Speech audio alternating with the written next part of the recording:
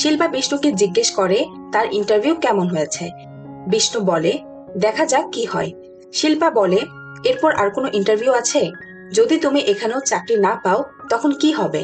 তার থেকে ভালো আগে তোমার ব্যাক পেপার ক্লিয়ার করো, তারপর কোথাও একটা ভালো কোম্পানিতে জব করো, না হলে আমার বাবা আমাদের এই সম্পর্ক কখনোই মেনে নেবে না।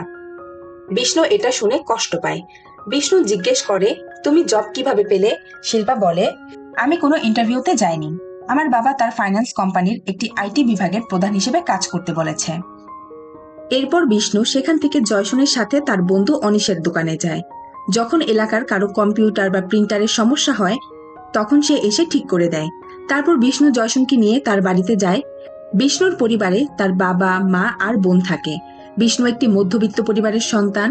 বিষ্ণুর একটি অনেক পুরনো মডেলের কম্পিউটার ছিল, যেটা দিয়ে সে প্রতিবেশীর ওয়াইফাই চুরি করে ইন্টারনেটের জন্য ব্যবহার করছিল।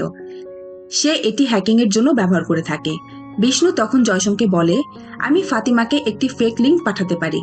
যদি সে সেই লিংকে ক্লিক করে তাহলে আমরা তার অ্যাকাউন্টের অ্যাক্সেস পেয়ে যাব। জয়সন তখন রাজি হয়ে যায়।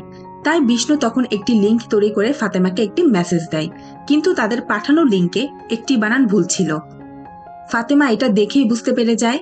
সে তখন তাদের সাথে অনেক গালিগালাজ করতে শুরু করে। বেচারারা কিছু করার আগেই ব্যর্থ হয়ে যায়।